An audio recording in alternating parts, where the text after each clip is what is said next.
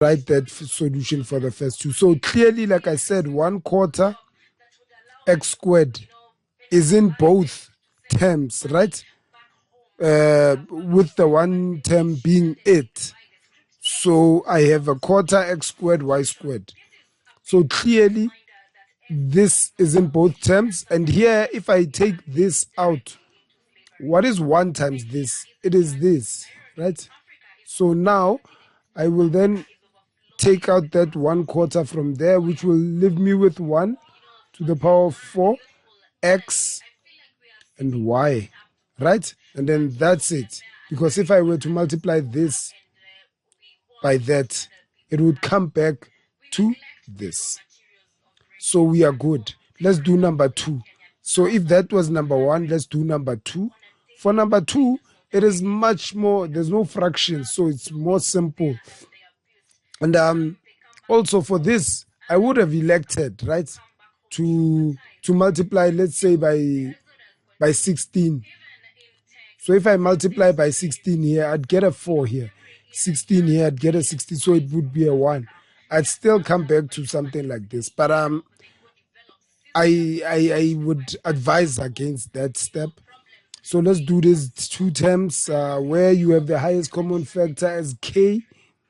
This one is so obvious, right? So you have the highest common factor as k. And then you have your 2p minus 1. So this is it. Once you are at this point, you do understand how to use the highest common factor. And it's advisable that we do one thing at a time. So these are, they have a relationship because they directly had one highest common factor, right?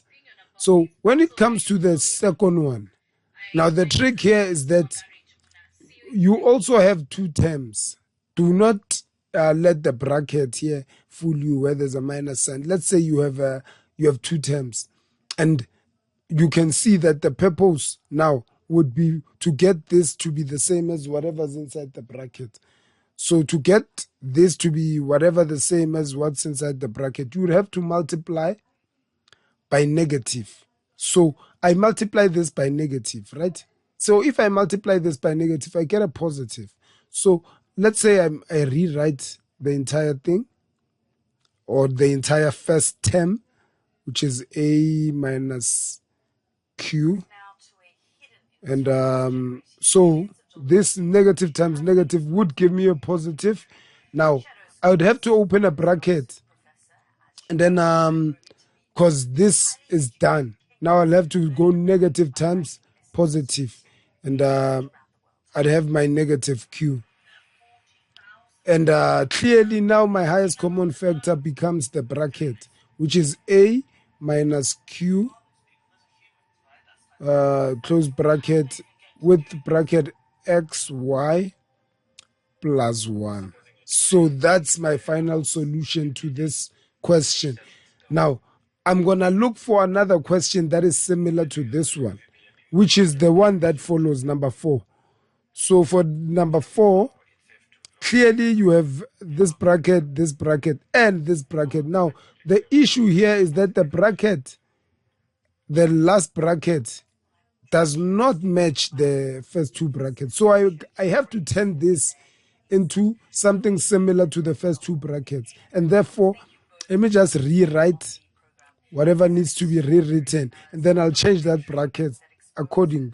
So here you have your p minus 3 minus 4 n bracket p minus 3, and now the change begins. So now it means that I have to multiply this by negative, right? And then obviously what I do here, I should also do across. So negative times positive is going to give me negative 2t, right? Negative 2t. And inside the bracket, you see the issue that the dilemma you would be facing. You would have to then go, what is 3 times negative, positive times? It would give you a negative 3. But now, because I'd rather have this in front, I'll start with the negative times negative, which will give me positive. Therefore, I'll write the P.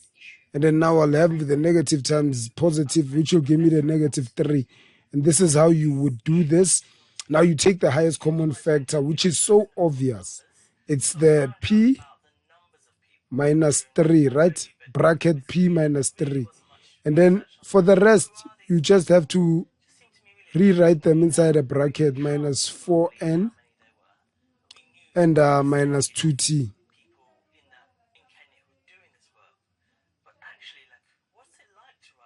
So that's your final solution. So we did the first 4, right? Just to show you. So in the future, I will not be writing all these questions. So the rest will be your homework.